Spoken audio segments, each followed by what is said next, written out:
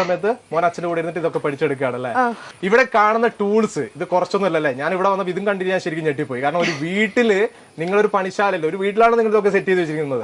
ഇത് പെയിന്റ് അടിക്കുന്ന കംപ്രസറാണ്. ഇതിനെ കൊണ്ട് നമ്മള് കാറ്റൊക്കെ അടിക്കുന്നുണ്ട്, വണ്ടിയുടെ ടയറിനൊക്കെ ഇതൊക്കെ നിങ്ങൾ സ്വന്തമായിട്ട് വാങ്ങിച്ചു. പിന്നെ വെൽഡിംഗ് മെഷീൻ ഉണ്ട്, കമ്പിയൊക്കെ മുറിക്കുന്ന കട്ടർ ഉണ്ട്, ആണി അടിക്കുന്ന മെഷീന്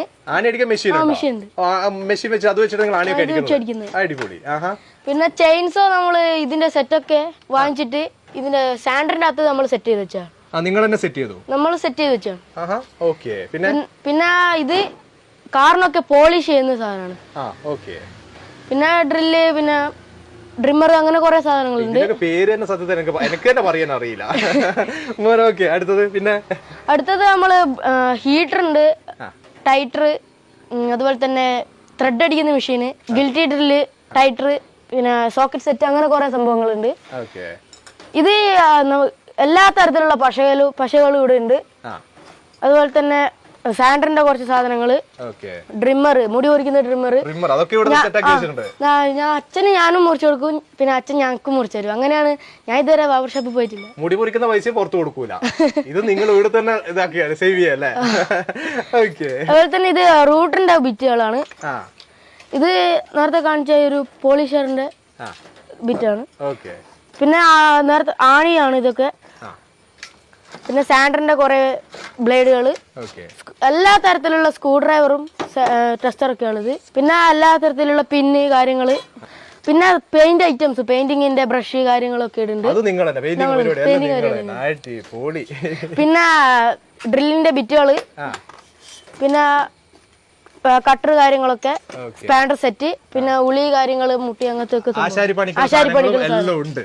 ഇതൊന്നും കൂടാതെ സ്വന്തമായിട്ട് നിങ്ങൾ തന്നെ മെഷീൻസ് ഒക്കെ സെറ്റ് ചെയ്ത് വെച്ചിട്ടുണ്ടല്ലേ? ഒരു ടേബിൾ പോലെ, ഒരു കമ്പനിയിലുള്ളത് പോലെ അല്ലേ? അതെന്തൊക്കെയാണ്, അതിനെ കുറിച്ചൊന്ന് പറയൂ. അത് നമ്മള് മരൊക്കെ വലിയ മരമാണല്ലോ, അപ്പൊ അതൊക്കെ എളുപ്പത്തിന് വേണ്ടിട്ട് ഒന്ന് തന്നെ എല്ലാ സെറ്റപ്പ് ആക്കിയാണ്, സൗകര്യത്തിന് വേണ്ടിട്ട്. എന്ന് വെച്ചാൽ ഇത് ഒരു വെൽഡ് ഒക്കെ ചെയ്ത് നിങ്ങൾ തന്നെ വെൽഡ് ചെയ്തെടുത്ത് നമ്മളൊരു സ്റ്റാൻഡ് അടിച്ചു വെച്ചാ. ഒരു നമ്മൾ സാധാരണ കൈ കൊണ്ട് മുറിക്കുന്ന ഒരു കട്ടർ എടുത്തിട്ട് നമ്മൾ ഇവിടെ വെച്ചേക്കാണ്. അത് സാധാരണ നമ്മൾ കൈയോട് കട്ട് ചെയ്യുന്ന കട്ടറാണ്. ആ കട്ടർ അവിടെ ഫിറ്റ് ചെയ്തു. എന്നിട്ട് നമ്മള് ഇവിടെ ഒരു സ്റ്റോപ്പർ ഉണ്ട്. നമുക്ക് ഒരു അളവ് വെച്ചിട്ടുണ്ടെങ്കിൽ നമ്മൾ സാധാരണ കൈ കൊണ്ട് മുറിക്കുന്ന പോലെ അളവ് മാറി പോവില്ല. ഒറ്റ അളവിൽ നമുക്ക് എത്ര വേണേലും മുറിക്കാം. ആ സ്റ്റോപ്പറും കൂടി ഉള്ളത് കൊണ്ട് മരം ഇങ്ങനെ വെച്ച് കൊടുത്താൽ മതി കറക്റ്റ് ആയിട്ട്. ആ മരം പോകുന്നതിനനുസരിച്ച് അത് കട്ടായിട്ട് ഇങ്ങനെ പുറത്തേക്ക് വരും. പിന്നെ നമ്മൾ ഇവിടെ ഒരു ഡിസൈൻ ഒക്കെ അടിക്കേണ്ട റൂട്ടർ വെച്ചിട്ടുണ്ട്. അത് നമ്മള് ഈ റൂട്ടർ ഡിസൈൻ ചെയ്തെടുക്കാം, മരത്തിന് നമുക്ക് ഡിസൈൻ ചെയ്തെടുക്കാൻ വേണ്ടിട്ടാണ് റൂട്ടർ വരുന്നത് അല്ലേ? അപ്പൊ അത് നമ്മള് ഒരു താവം പൊന്തൊക്കെ ചെയ്യണം. അപ്പൊ നമ്മളൊരു അടിയിലൊരു കാറിന്റെ ജാക്കി വെച്ചിട്ട് നമ്മളത് പൊന്തിക്കാനും താത്താനുള്ള ഒരു സെറ്റപ്പ് ആക്കി വെച്ചിട്ട് ജാക്കി ഇതിന്റെ കൂടെ താഴെ ഫിറ്റ് ചെയ്ത് കൊടുത്തിട്ടുണ്ട്. അത് തിരികുമ്പോ നമ്മള് മേലെയും താവം പൊന്തൊക്കെ ചെയ്യും. റൂട്ടർ ആ ഭാഗം പൊങ്ങുന്നുണ്ട് ഇപ്പൊ. യെസ്, താഴോട്ടേക്ക് പോകുന്നുണ്ട്. ജാക്കി എങ്ങനെയാണോ നമ്മൾ യൂസ് ചെയ്യുന്നത് അതുപോലെ നമുക്ക് ഇത് ഉപയോഗിക്കാൻ പറ്റും. പിന്നെ വേറെ നമ്മള് ഒരു പ്ലെയിനർ ഉണ്ടാക്കിയത് ഹാൻഡ് പ്ലെയിനറാണ് ഉണ്ടാക്കിയതാണ്.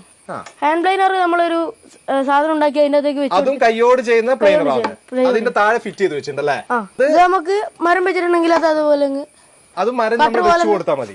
നമ്മള് ലെവലായിട്ടിങ് വരും. അപ്പൊ ഇതെന്തിനാ അതിന്റെ മുകളിൽ എന്തൊരു ഒരു സേഫ്റ്റിക്ക് വേണ്ടിട്ട് നമ്മൾ വെച്ചതാണ്. ഇത് നമ്മള് മരം ഇങ്ങോട്ട് വരുമ്പോ നമ്മളെ കൈ ഉള്ളിൽ തട്ടാതിരിക്കാനുള്ള സെറ്റപ്പ്. ഇത് നമ്മള് മരം ഇങ്ങനെ വരുമ്പോ അതിന് കണക്കായിട്ട് തന്നെ താങ്ങ് പോകും. അല്ലാണ്ട് നമ്മളെ കൈയൊന്നും കുത്താനുള്ള ഒരു സാധ്യത ഓട്ടോമാറ്റിക്കായിട്ട് കട്ടാവും. നിങ്ങൾ മൊത്തം സേഫ്റ്റിയും കൂടെ അതിന്റെ കൂടെ തന്നെ ശ്രദ്ധിക്കുന്നുണ്ടല്ലേ? ഇതിന്റെ ഒക്കെ പുറകിൽ ശരിക്കും അച്ഛന്റെ കൈകളാണല്ലേ? അച്ഛന്റെ തലയിൽ വിരിഞ്ഞ പല കാര്യങ്ങളും. വേറെ അടുത്തത് നമ്മള് ഒരു ഡ്രില്ലിന്റെ സ്റ്റാൻഡാണ്. ഇത് നമ്മള് കൈ കൊണ്ട് ഊക്ക് കൊടുക്കുമ്പോ നമുക്ക് കൂടുതൽ ഊക്ക് കൊടുക്കേണ്ടതായിട്ട് വരും. പ്രഷർ കൊടുക്കുക. അപ്പൊ മാത്രല്ല അത് ചെരിഞ്ഞു പോയിട്ടുണ്ടെങ്കിൽ അപ്പാട് കട്ടായി പോവുകയും ചെയ്യും, ബ്ലേഡ് കട്ടാവും. അതിനുവേണ്ടി നമ്മള് ഒരു സ്റ്റാൻഡ് അടിച്ച് ഇതിനകത്ത് വെച്ചാണ് നമുക്ക് സ്റ്റാൻഡിന്റെ മുകളിൽ മെഷീൻ ഫിറ്റ് ചെയ്തു. അപ്പൊ നമുക്ക് കറക്റ്റ് തുളയുകയും ചെയ്യും, അതുപോലെ തന്നെ പൊട്ടൊന്നുമില്ല. ഇത് നമുക്ക് അധികം പ്രഷറും കൊടുക്കേണ്ട ആവശ്യമില്ല. അത് കറക്റ്റ് സ്പോട്ടിൽ തന്നെ നമുക്ക് ഡ്രിൽ ചെയ്ത് എടുക്കാനും പറ്റും. ഇത് മൊത്തത്തിലൊരു പരിപാടി നിങ്ങളിവിടെ സെറ്റ് ചെയ്ത് ഒരു ടൂൾസ് വാങ്ങിച്ചു വെക്കലും മാത്രമല്ല, ആ ഓരോ ടൂൾസും സിമ്പിൾ ആക്കാൻ പറ്റുന്ന രീതിയിലും അത് സേഫ്റ്റി ആയിട്ട് ഉപയോഗിക്കാൻ പറ്റുന്ന രീതിയിലും കറക്റ്റ് ചെയ്ത് ഉപയോഗിക്കാൻ വേണ്ടിയിട്ടാണ് നിങ്ങൾ ഓരോന്നും അതിന്റെ മുകളിൽ ഫിറ്റ് ചെയ്ത് സെറ്റ് ചെയ്ത് വെച്ചിരിക്കും അല്ലേ? അതേപോലെ മോനെ ഈ സ്പീക്കർ ഉണ്ടല്ലോ, നമ്മുടെ സ്പീക്കറിന്റെ നമ്മൾ വെക്കുന്ന ബോക്സ്, ആ ബോക്സ് ഒക്കെ ഒറ്റക്ക് മോൻ ചെയ്തെടുക്കും അല്ലേ? അതിലെന്തൊക്കെ നമ്മൾ ശ്രദ്ധിക്കണം ആ സ്പീക്കർ ബോക്സ് ചെയ്യുന്നതില്? ബോക്സ് ചെയ്യുന്നതിൽ നമ്മൾ ഒന്നാമത് നോക്കേണ്ടത് അതിന്റെ ഉള്ളിലുള്ള അറകളാണ്. നമ്മൾ ഒരു ഹൈ മിഡ് ലോ എന്ന് പറഞ്ഞിട്ട് 3ആയിട്ട് വിഭജിച്ചിട്ടുണ്ട് നമ്മൾ ഈ ഒരു ശബ്ദത്തെ. അപ്പോ ഈ 3 വേറെ വേറെ അറകളാണ്. ഇപ്പോ ബേസ് നമ്മളെ ലോ എന്ന് പറഞ്ഞ ബേസ് ആണ്.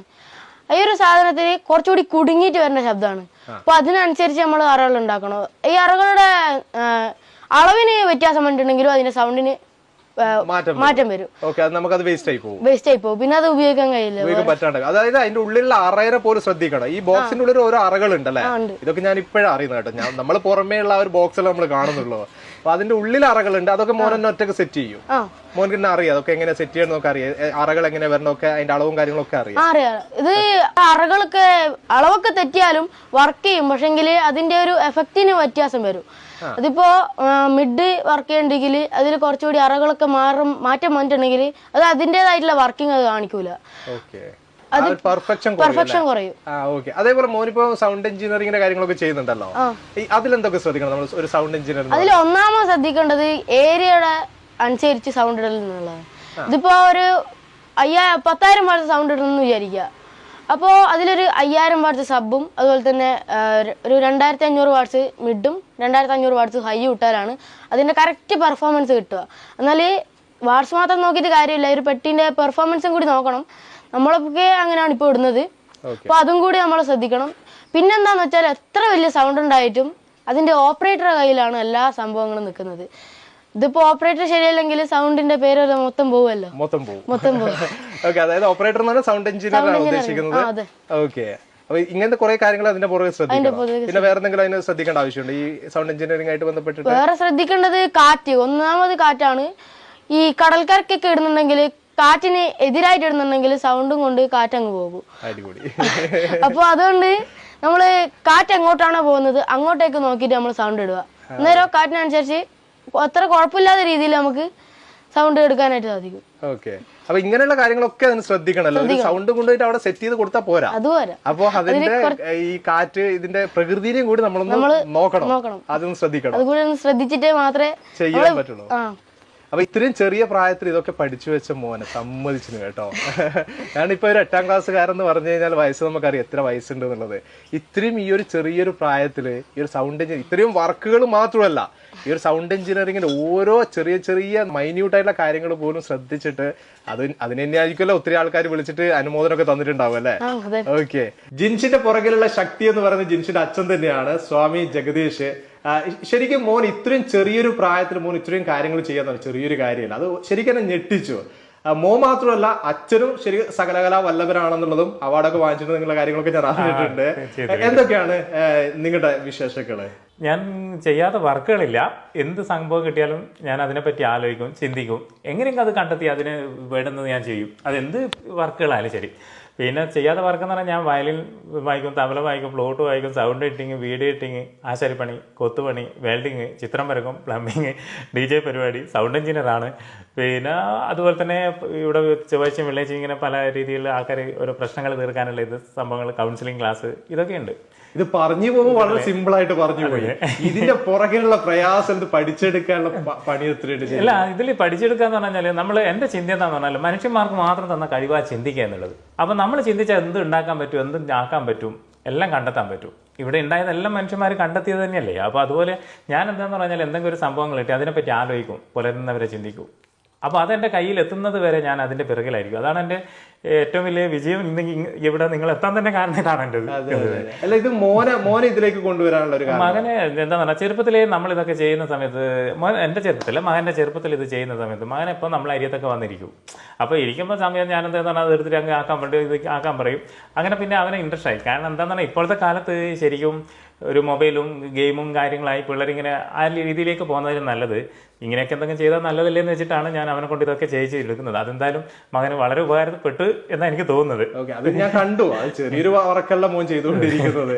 അതേപോലെ ഈ വീടിന്റെ വർക്കുകളും ഒരുവിധമൊക്കെ നിങ്ങൾ തന്നെ സ്വന്തമായിട്ട് തന്നെ ചെയ്തു? ഒരുവിധം എനിക്ക് തോന്നുന്നത് ഫുള്ള് ഇവിടെ കാണുന്ന ഡിസൈൻ വർക്ക് മുഴുവനും ഫർണിച്ചർ, അതുപോലെ തന്നെ പോളിഷ്, പിന്നെ സിമെന്റിൽ കാണുന്ന ഡിസൈൻ വർക്ക് എല്ലാം ഇവിടെ കാണുന്ന എന്തൊക്കെയുണ്ടോ അതൊക്കെ എന്റെ വർക്കുകൾ തന്നെയാണ്. ഞാനും എന്റെ മോനും എല്ലാം ഭാര്യ അടക്കം കൂടി ചെയ്യുന്ന പുറത്ത് എന്ന് പറഞ്ഞാല് പുറത്ത് വലിയ വലിയ വർക്കുകളൊക്കെ ആണെങ്കിൽ കൊടുക്കും. കാരണം ഇപ്പൊ ഒരു തേപ്പ് പണി എന്ന് പറഞ്ഞാല് എനിക്ക് ഒറ്റയ്ക്ക് ചെയ്യാൻ പറ്റില്ല.